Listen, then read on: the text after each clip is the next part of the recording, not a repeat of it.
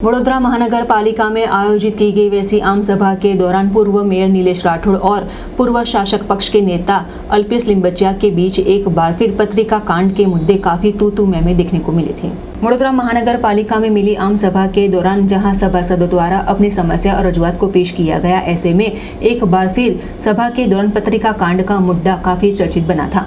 पूर्व मेयर नीलेश राठौड़ और पत्रिका कांड के कथित सूत्रधार अल्पेश लिंबचिया के बीच यही मुद्दे एक बार फिर काफी तू के साथ यहां सभा गर्म हालातों में नजर आई थी, जहां सभा की गरिमा को बिगाड़ने के बीच साथ ही काउंसलर द्वारा दोनों को शांत करने के लिए रजूआत की गई। ऐसे में पूर्व मेयर और पूर्व शासक के बीच तू में होने के दौरान पूर्व मेयर नीलेश राठौड़ ने चालू सभा के दौरान मानो खुले में चुनौती दी हो वैसे बताया था, जहां आने वाले सभा में पत्रिका कांड के मुद्दे खुलासा करने के बीच अगर आरोप सही पुरवार साबित होते हैं तो पूर्व शासक पक्ष के नेता स्वैच्छिक इस्तीफा दे वैसी रजूआत की थी।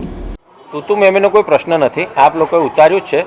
એ ભાઈ એવું કહે છે કે અહીંયા આવું ના જોઈએ, આવું છે તેવું છે। ભાઈ એ તો મને ભારતીય જનતા પાર્ટીના મેન્ડેટ પર મારા વોર્ડ નંબર 19ની જનતાએ ચૂંટીને મોકલ્યો છે, એટલે મારે કેમ ના આવવું જોઈએ ભાઈ? કેમ ના આવવું જોઈએ મારે? પ્રશ્ન એ છે।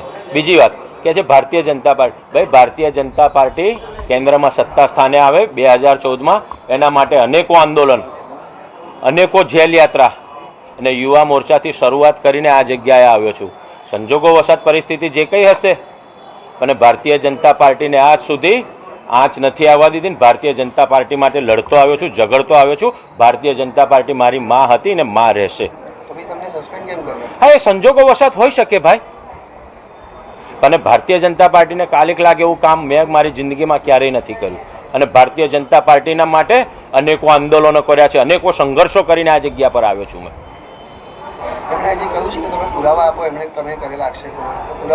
અરે ભાઈ, એ ભાઈને ખબર હોવી જોઈએ કે કમસે કમ વિષય પોલીસ ડિપાર્ટમેન્ટે ઇન્વેસ્ટિગેશન કરી છે। હવે ન્યાયપાલિકામાં કેસ છે, આપ સૌ જાણો છો, મારા કરતાં વિદ્વાન છો આપ સૌ લોકો।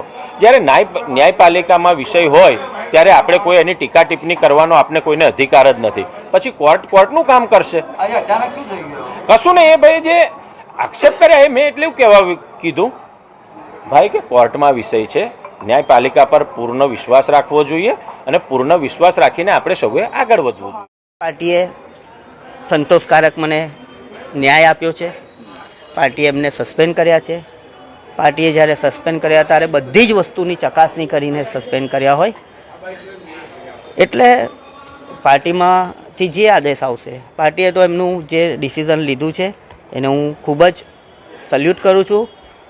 અને હવે આગળ જે મારે કરવાનું છે એ તમે આજે જોયું કે પ્રમાણે હજી પણ એમને એવી શરમ નામની વસ્તુ નથી, એટલે હવે જોઈએ આગળ શું થાય છે। તમે તો તમારી માંગણી પાર્ટીએ તો કરી લીધું, તમે તમારી માંગણી શું છે, શું કરવું જોઈએ હવે આગળ? મારી એક સિમ્પલ જ માંગણી હતી, આરોપ સાબિત કરો। આરોપ સાબિત ના કરી શકતા હોવ તો જ્યારે ભારતીય જનતા પાર્ટીએ તમને ટિકિટ આપી અને તમે ભારતીય જનતા પાર્ટીના મેન્ડેટ પર ઇલેક્શન જીત્યા હોય અને ભારતીય જનતા પાર્ટી જ્યારે તમને સસ્પેન્ડ કરે તો પોતાની બી એટલી માનસિકતા હોવી જોઈએ કે એમને કોર્પોરેટર પદેથી રાજીનામું આપવું જોઈએ। જ્યારે માણસ હાજર હોય ત્યારે જે પ્રમાણે મારી પર આક્ષેપ થયા હતા, ચોક્કસપણે મારે પૂછવું જોઈએ કે ભાઈ જે આક્ષેપો કર્યા છે સાબિત કરો, કારણ કે આ વિષય કોર્પોરેશનનો હતો અને કોર્પોરેશનને લઈને જ આક્ષેપો થયેલા હતા। તો જે આક્ષેપો કર્યા એ પુરવાર કરે। મારો એકદમ સાદો સિમ્પલ પ્રશ્ન હતો કે ભાઈ જે આક્ષેપો તમે મારી પર કર્યા છે સાબિત કરો, હું સામે બેઠો છું જવાબ આપવા માટે।